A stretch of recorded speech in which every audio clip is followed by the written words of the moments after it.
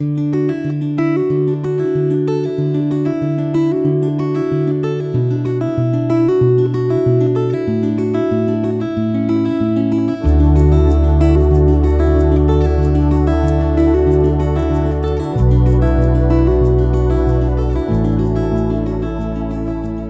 reading begins in Exodus, chapter 10, starting in verse 1. The Lord said to Moses, "Go into Pharaoh, for I have hardened his heart and the heart of his servants, that I may show these my signs amongst them, and that you may tell in the hearing of your son, and of your son's son, what things I have done to Egypt, and my signs which I have done amongst them, that you may know that I am the Lord." Moses and Aaron went into Pharaoh, and said to him, "This is what the Lord, the God of the Hebrews, says, How long will you refuse to humble yourself before me? Let my people go, that they may serve me. Or else, if you refuse to let my people go, behold, tomorrow I will bring locusts into your country, and they shall cover the surface of the earth, so that one won't be able to see the earth. They shall eat the residue of that which has escaped, which remains to you from the hail, and shall eat every tree which grows for you out of the field. Your houses shall be filled, and the houses of all your servants, and the houses of all the Egyptians, as neither your fathers nor your fathers' fathers have seen, since the day that they were on the earth to this day." He turned and went out from Pharaoh. Pharaoh's servants said to him, "How long will this man be a snare to us? Let the men go, that they may serve the Lord their God. Don't you yet know that Egypt is destroyed?" Moses and Aaron were brought again to Pharaoh, and he said to them, "Go, serve the Lord your God. But who are those who will go?" Moses said, "We will go with our young and with our old. We will go with our sons and with our daughters, with our flocks and with our herds, for we must hold a feast to the Lord." He said to them, "The Lord be with you if I let you go with your little ones. See, evil is clearly before your faces. Not so. Go now, you who are men, and serve the Lord, for that is what you desire." Then they were driven out from Pharaoh's presence. The Lord said to Moses, "Stretch out your hand over the land of Egypt for the locusts, that they may come up in the land of Egypt, and eat every herb of the land, even all that the hail has left." Moses stretched out his rod over the land of Egypt, and the Lord brought an east wind on the land all that day, and all night, and when it was morning, the east wind brought the locusts. The locusts went up over all the land of Egypt, and rested in all the borders of Egypt. They were very grievous. Before them there were no such locusts as they, nor will there ever be again. For they covered the surface of the whole earth, so that the land was darkened, and they ate every herb of the land, and all the fruit of the trees which the hail had left. There remained nothing green, either tree or herb of the field, through all the land of Egypt. Then Pharaoh called for Moses and Aaron in haste, and he said, "I have sinned against the Lord your God, and against you. Now therefore please forgive my sin again, and pray to the Lord your God, that he may also take away from me this death." Moses went out from Pharaoh, and prayed to the Lord. The Lord sent an exceedingly strong west wind, which took up the locusts, and drove them into the Red Sea. There remained not one locust in all the borders of Egypt. But the Lord hardened Pharaoh's heart, and he didn't let the children of Israel go. The Lord said to Moses, "Stretch out your hand towards the sky, that there may be darkness over the land of Egypt, even darkness which may be felt." Moses stretched out his hand towards the sky, and there was a thick darkness in all the land of Egypt for 3 days. They didn't see one another, and nobody rose from his place for 3 days, but all the children of Israel had light in their dwellings. Pharaoh called to Moses and said, "Go, serve the Lord, only let your flocks and your herds stay behind. Let your little ones also go with you."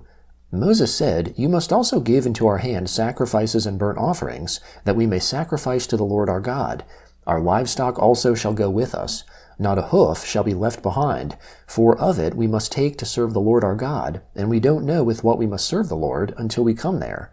But the Lord hardened Pharaoh's heart, and he wouldn't let them go. Pharaoh said to him, "Get away from me. Be careful to see my face no more, for in the day you see my face you shall die." Moses said, "You have spoken well. I will see your face again no more."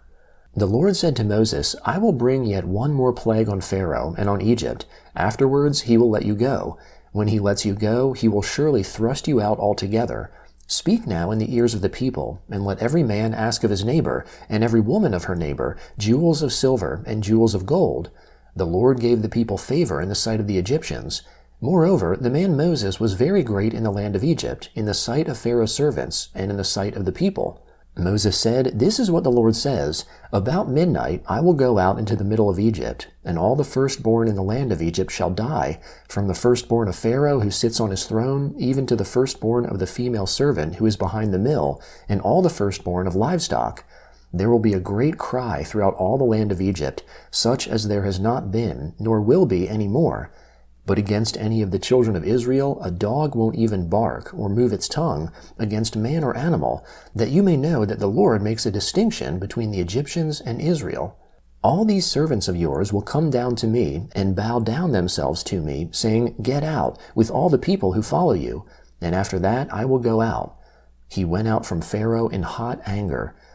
The Lord said to Moses, "Pharaoh won't listen to you, that my wonders may be multiplied in the land of Egypt." Moses and Aaron did all these wonders before Pharaoh, but the Lord hardened Pharaoh's heart, and he didn't let the children of Israel go out of his land. The Lord spoke to Moses and Aaron in the land of Egypt, saying, "This month shall be to you the beginning of months. It shall be the first month of the year to you. Speak to all the congregation of Israel, saying, On the 10th day of this month they shall take to them every man a lamb, according to their fathers' houses, a lamb for a household. And if the household is too little for a lamb, then he and his neighbor next to his house shall take one according to the number of the souls. You shall make your count for the lamb according to what everyone can eat. Your lamb shall be without defect, a male, a year old. You shall take it from the sheep or from the goats. You shall keep it until the 14th day of the same month, and the whole assembly of the congregation of Israel shall kill it at evening. They shall take some of the blood, and put it on the 2 doorposts and on the lintel, on the houses in which they shall eat it. They shall eat the meat in that night, roasted with fire, with unleavened bread. They shall eat it with bitter herbs. Don't eat it raw, nor boiled at all with water, but roasted with fire, with its head, its legs, and its inner parts. You shall let nothing of it remain until the morning, but that which remains of it until the morning you shall burn with fire. This is how you shall eat it, with your belt on your waist, your sandals on your feet, and your staff in your hand, and you shall eat it in haste. It is the Lord's Passover. For I will go through the land of Egypt in that night, and will strike all the firstborn in the land of Egypt, both man and animal. I will execute judgments against all the gods of Egypt. I am the Lord. The blood shall be to you for a token on the houses where you are. When I see the blood, I will pass over you, and no plague will be on you to destroy you when I strike the land of Egypt. The Gospel of Matthew, chapter 20, beginning in verse 1. For the kingdom of heaven is like a man who was the master of a household, who went out early in the morning to hire laborers for his vineyard. When he had agreed with the laborers for a denarius a day, he sent them into his vineyard. He went out about the 3rd hour, and saw others standing idle in the marketplace. He said to them, You also go into the vineyard, and whatever is right I will give you. So they went their way. Again he went out about the 6th and the 9th hour, and did likewise. About the 11th hour he went out and found others standing idle. He said to them, Why do you stand here all day idle? They said to him, Because no one has hired us. He said to them, You also go into the vineyard, and you will receive whatever is right. When evening had come, the Lord of the vineyard said to his manager, Call the laborers and pay them their wages, beginning from the last to the first. When those who were hired at about the 11th hour came, they each received a denarius. When the first came, they supposed that they would receive more, and they likewise each received a denarius. When they received it, they murmured against the master of the household, saying, These last have spent 1 hour, and you have made them equal to us, who have borne the burden of the day and the scorching heat. But he answered one of them, Friend, I am doing you no wrong. Didn't you agree with me for a denarius? Take that which is yours and go your way. It is my desire to give to this last just as much as to you. Isn't it lawful for me to do what I want to with what I own? Or is your eye evil because I am good? So the last will be first, and the first last, for many are called, but few are chosen. As Jesus was going up to Jerusalem, he took the 12 disciples aside, and on the way he said to them, Behold, we are going up to Jerusalem, and the Son of Man will be delivered to the chief priests and scribes, and they will condemn him to death, and will hand him over to the Gentiles to mock, to scourge, and to crucify, and the 3rd day he will be raised up. Then the mother of the sons of Zebedee came to him with her sons, kneeling and asking a certain thing of him. He said to her, What do you want? She said to him, Command that these, my 2 sons, may sit, one on your right hand and one on your left hand, in your kingdom. But Jesus answered, You don't know what you are asking. Are you able to drink the cup that I am about to drink, and be baptized with the baptism that I am baptized with? They said to him, We are able. He said to them, You will indeed drink my cup, and be baptized with the baptism that I am baptized with. But to sit on my right hand and on my left hand is not mine to give, but it is for whom it has been prepared by my Father.